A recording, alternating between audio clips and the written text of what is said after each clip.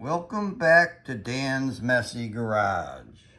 I am in my messy garage today working on a 66 Mustang, and I'm going to be putting front disc brake kit on that I bought from Tom's Classic Parts. And it has all the brackets, bolts, stainless steel hoses, everything I'll need. And it comes with 11 and a half, 12. I didn't measure that diameter. Rotors are for like a 67 Fairlane. The calipers are for a 94 S10 4x4 truck. I got a dual master cylinder with an adjustable proportioning valve that will mount on the side of it somewhere in here. Comes with all the lines that you'll need. This even has a provision for brake light switch, but I don't need that. And what you do is you take all the drum brake stuff off, bolt on this bracket first to the spindle, and then you use this big honking bracket here to mount the caliper. And they also give you brand new wheel bearings, wheel seals, dust caps. All the bolts are grade 8 bolts. It's a high quality kit. So I'm going to be putting this on. And in the meantime, while I was getting ready here, I wanted to figure out what rear end this car had in it. Because it seems to turn a lot of RPM at, like, it's almost around, it seems like 60 miles an hour, 3,000 RPM-ish. So what I did, I took a piece of tape and say this was the drive shaft. I wrapped the tape around the drive shaft, marked it, and then cut it. And then you just fold it in half to find the half point, fold that again, you get the quarter. And I laid this out and I put little marks. Like that would be a 0.5, 0.55, 0.6, blah, blah, blah, blah. Turns out this car has a 380 rear end in it. I put a mark on the tire with a can for reference. And I put a mark right close to the drive shaft where I had this tape wrapped around it. I just turned the drive shaft, counted the revolutions until that tape mark got right back to where it was.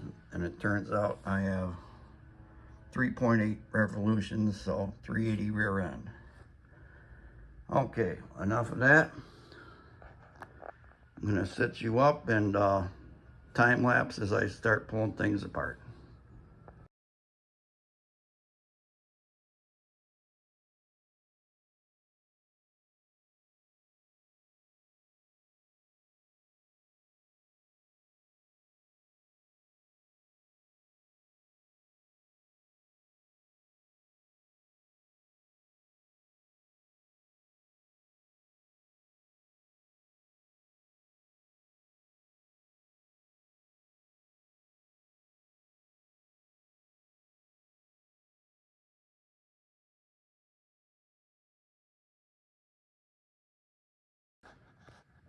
Okay, I got all that off without too much of a fight.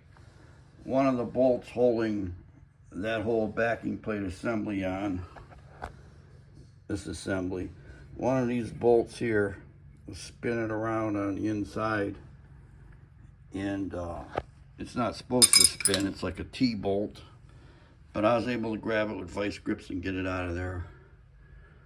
Brake line came off without an issue. Right now I'm missing my little, there we go. It's supposed to be catching the brake fluid that's dripping out of there. And I'm going to start assembling. I got to refamiliar myself with the directions and what bolt goes where, and then I'll start putting it together.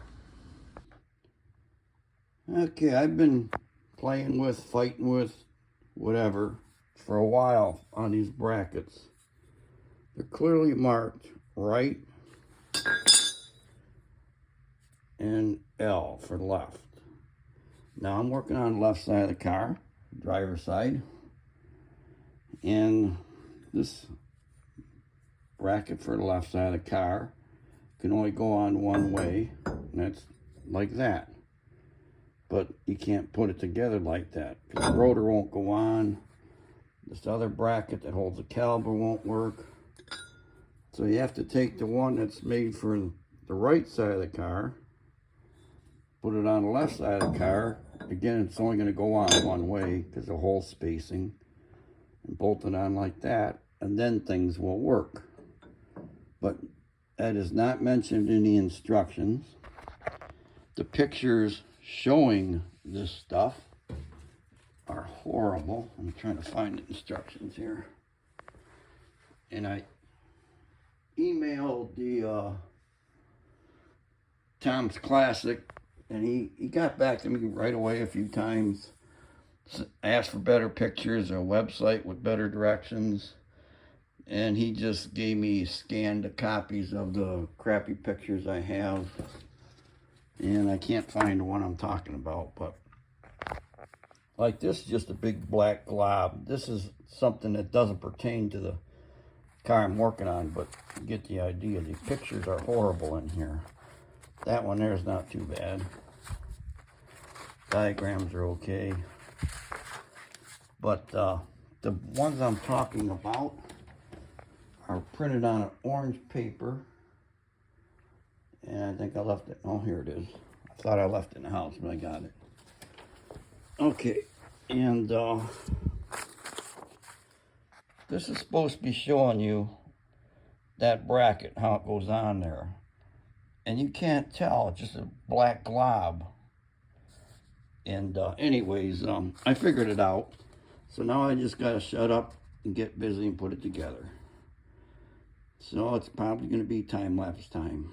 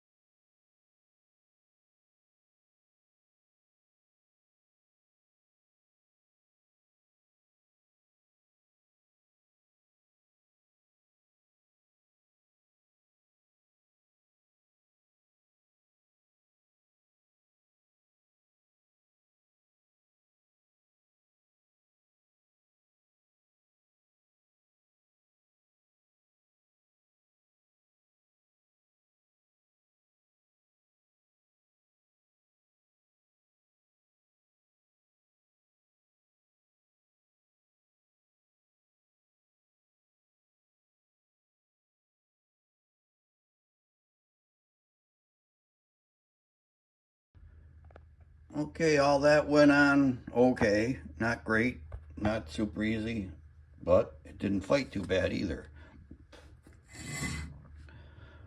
It's pretty simple. You put the rotor on with the bearings,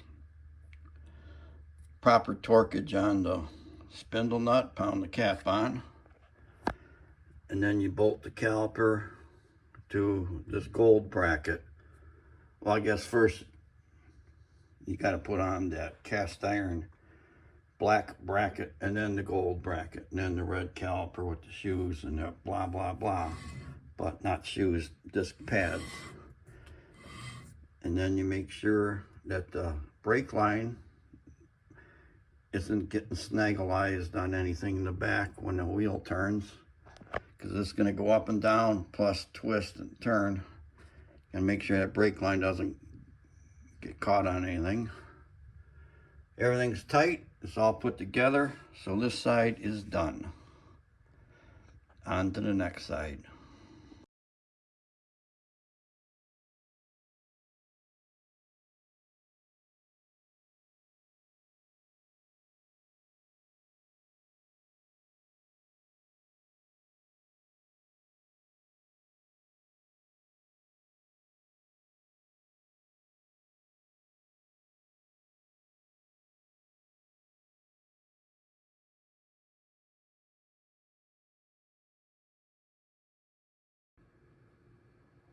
I have everything back together. This side went easier than the other side because I had the experience on this side. But this is going to be the end of this video of me putting front disc brakes on a 66 Mustang. You can check back with my channel another day for another video. Bye.